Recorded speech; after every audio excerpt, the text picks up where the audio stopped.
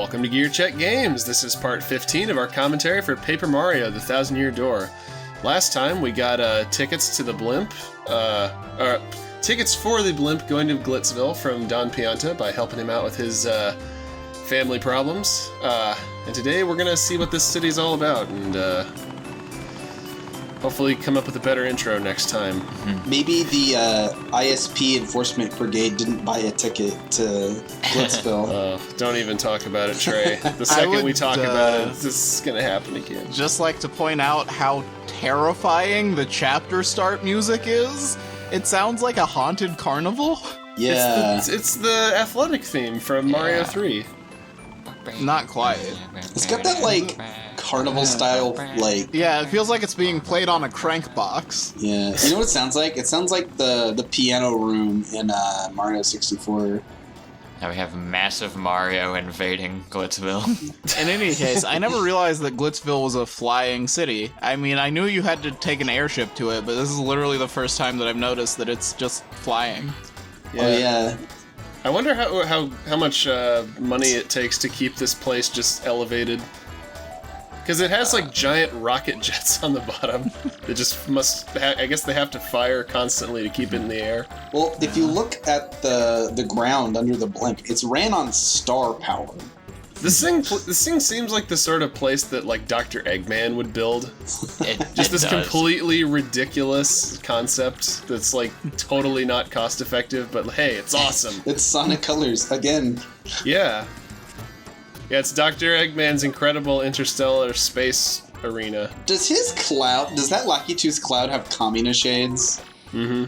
That's how you know he's cool. Hello? Hello? Yeah, I thought I'd have some fun playing around with the phone booth here.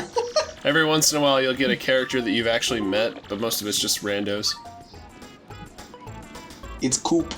No, he's wearing Squirtle Squad glasses. So Chapter 3, this, based on the people I've talked to, this seems to be like one of the two, like, fan favorite chapters, the other being 6. Uh-huh. And I'm, you know, unsurprisingly, I find myself in that camp. I think this chapter probably has the best, like, story out of all of them. Or one of the best stories, just in terms of, like... The way that it unfolds is very engaging and interesting. Rockhawk peeking at you behind the trees. Especially after the first 2 chapters, it's a really nice change of pace to have something that feels like completely different than any other Paper Mario chapter. This is also the only place where you get a partner that you get to name, which is fun. Oh yeah. Oh yeah. Only place in the whole series. Yep. Yeah. There's nothing over there, Joe. Okay, Just like, alright, your name is Goombo, but I'm Goombella. Nah, it's Goombo now. Sorry, this is my adventure. Yeah. You wanna hang with Mario, you gotta play by the rules. Yeah. You don't just say no to the Mario. Yeah. The music out there sounded like the one of the Frozen tracks from Diddy Kong Racing. Also, sweet Jesus, Rockhawk is everywhere. Oh, hey, look, it's Jake. Yeah. The greatest character ever created. Jake from State Farm. No, Dan. Jake from something pest control, I think. When you finally get to fight in the Glitz Pit, it's like, we're 3 wrestlers ahead of me, Jimmy. See, I always saw Rockhawk here, and growing up in the great state of Iowa, I always thought he looked like the Iowa Hawkeyes mascot, Herky. oh yeah. I can see that. He also reminds me of the Blackhawks mascot, because he's a hawk. I mean, it's the beak, like the cartoonification of the beak of a hawk. And Grubba reminds me of the Crypt Keeper. For no particular reason. Don't you want to wrestle with us? Rockhawk is probably one of the most, like, fun characters in this game. Like, I just love how, like, self-assured and, like, overconfident he is. And just, like, the stuff he says about himself. He kind of reminds me of Gaston. Yeah. Off Beauty and the Beast. So just this completely, like, egotistical guy who's kind of a fraud. He's the Torg of this game from Borderlands. Steal that thing.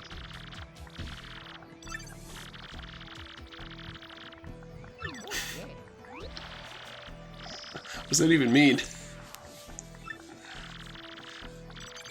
Is that some sort of ancient language? There's no other character in the game that looks like him, but I love how there's just like a pineapple like news anchor hanging out here, or news reporter. What is this guy supposed to be? Now, these guys have also always confused me because I can't tell if they're supposed to be holding their hands behind their back, or if they just have these giant like nubs coming out of their sides. They're like Kirby.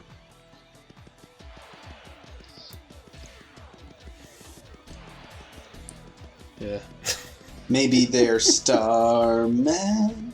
Has anyone seen my hands? Yeah, I mean, like, I always thought it was just the arms behind his backs, but then until I looked closer and saw that there were no, like, lines indicating that.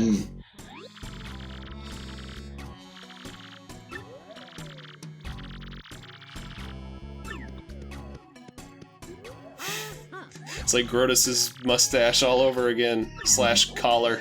Why did the secret agent let you in? I wasn't paying attention. He let you in because you are becoming a fighter. Oh. Yeah, we gotta, in order to get the Crystal Star from Rockhawk, we have to beat the Glitz Pit tournament. Darn Skippy. You know what Grubber reminds me of? It's Don King, because he also is a fight promoter with crazy hair and weird glasses. Don King? Yeah, Don King. What's that from? No, it's just a man who exists. It's a It's person. from real life. Yeah. The greatest story ever told. I don't know about that. No, the greatest story ever told was convincing the world it didn't exist. Wait, no, that's a different thing. So I just praised the character Rockhawk, but Grubba's also a lot of fun. I always read his dialogue with the voice of Foghorn Leghorn. You know who he looks like? He looks like the guy in Raiders of the Lost Ark that gets melted. Oh, yeah, The German scientist. Yeah. He also looks kind of like Leo from Ghost Stories. Yeah, I see it. Hey, Mario, follow me into this cool room. Ooh. I love how during this tour he shows you every locker room except for the one you start in. There's just, I don't know, there's just something about this whole, like fighting tournament that just feels so, like, cynical and, like, true to life, like how something like this would actually work. Like, they rope you in with, like, the promise of glory, and then you actually start up and you realize, like, oh, this is a dead end. Just like the WW. Oof, yeah. Those guys don't even get insurance. Yeah, they're contractors. I love how in this tough as nails, like, fighting arena locker room, they just have, like, a little picnic basket. Yeah. It's the only way to appease the bear. Gotta eat, I guess. Yogi Bear exists in the Mario universe. Hey, boo-boo, we gotta go to the wrestling green. If there's one thing you should know about Glitzville, it's that they always have the finest picnic baskets. Well, I don't know, Yogi. Glitzville is all that's left of Jellystone. The park ranger? He took all It's of like the when they... It's like when they turn the Pokemon Tower into a radio tower. Yeah. the ranger... Capitalism marches on. Yeah. Yogi Bear isn't in the Mario world, but Yogi Berra is. He's a secret unlockable character in Mario Baseball. Wow. like how Sega All Stars Racing had Danica Patrick. Yeah. Fun fact about Yogi Berra, my cousin's husband is related to him. I think you told us that before. Probably. But yeah, apparently, like, his parents, not Yogi's, my cousin's husband's parents, like, used to see him at, like, family reunions and stuff. Senor Gonzalez. You guys aren't actually related. He just shows up to other people's family reunions for free food. Yeah, he's looking for picnic baskets. He's like Bill Murray. He just walks into people's houses. No one will believe you. So yeah, here's our actual locker room. Oh. Bit of a fixer-upper, but you know, you can make it happen. What is that jumbo-sized Well, Game Boy doing on the I guess wall? in order to like clean up the room, you have to have hands, and most of the people in this locker room are lacking any sort of arms. Well, that's why they're rookies. The way to fix up this fixer-upper is to fix her up with you. You know this. It is known. I don't know what you're talking about. Yeah, only 2 dudes have hands. It's like I just blanked for a few seconds. I like how you can always tell, like, that a Nintendo game was from the GameCube era by just looking to see if there was a Game Boy Advance just, like, plastered in somewhere. Uh-huh. I love Well, that, yeah, though. every Pokemon game still has, like, the current-gen Nintendo console in your bedroom when you start. Yeah. So yeah, I guess to get a little more into, like, the structure of Chapter 3, this is not, there's not really a dungeon here, like there is in, you know, like Hooktail Castle or the Bogley Tree. This chapter is basically just, battles, with occasional exploration, like, sprinkled in between. Like, you'll have to go and, like, pick up a new item or talk to somebody or go and find something in between the fights. But the bulk of what you'll be doing during this chapter is just battles with these, like, special conditions that Grubba sets for you. So what are some of the, like, example conditions, or is that spoilers? Usually the most inconvenient thing possible. But it'll be stuff like your partner can't attack, or like you can't use your hammer, or you can't use a special move, or you can't use flower points, you know. Finish the battle in like 5 turns or less. Oh gosh. Although I think the first and last rounds of the tournament have a fixed condition, just for the sake of convenience. Okay. Because, I mean, it would be pretty unreasonable if they're like, here, it's time to fight Rockhawk, don't use FP. Yeah. I remember that one time I had to fight the green fuzzies that kept multiplying, but I wasn't allowed to use flower points. Yeah. Or like you have to fight the bristles and he's like, don't use special moves. Oh. Oh yeah, I think there's one other fight near the middle of the game where the condition is set. Or near the middle of the chapter where the condition is set. Oh, yeah, you're probably right. Yeah. Don't change partners. I just thought of something. What if we had, like... We had a chapter like this where it's just, like, straight gauntlet of battles, but then every now and then there's, like, there's a random chance that you have to do a mandatory exploration section. So it's just the opposite of random encounters. Uh-huh. Random unencounters. I feel like that would appeal to a very specific niche of people. I don't understand why Flurry doesn't get wrestling. Yeah, it's basically the same thing that she does. It's all pageantry and glitter. Yeah. Yeah. Do you suppose that was like where she came from?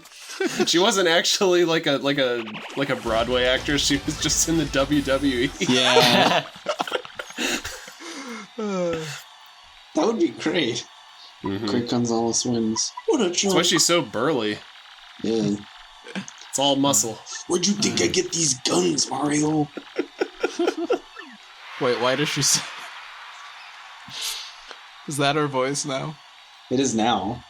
Oh, Gotta eat Mario. Because there's no picnic basket in her locker room. It's kill or be killed, okay? You go into her fridge and it's just all protein shakes. So yeah. Here we meet, Jolene. Well, no, we already met Jolene. We're just talking to her again. Oh, yeah. This is the first time we learn her name, though, right? Or maybe Wow. not. No. 3 whole coins. This is a way better gig than helping old Mayor Croup out. Yeah. What do you give me, a permission? How did she get a swoopy anime hair like that? It's just a banana that she sticks under her hat. I feel like I may be stealing that joke from somewhere. You definitely are. Okay, Wait, well, King K? my forgiveness. Isn't that a YouTuber? It's King K. Rool. It's King K Upa. This is before King K became a star. Yeah. He's trying his hand at wrestling. Didn't work out so well, unfortunately, but he found his path. His humble beginnings. I should send King K a message on Twitter with a facepalm going, I just now got your name. I'm so sorry.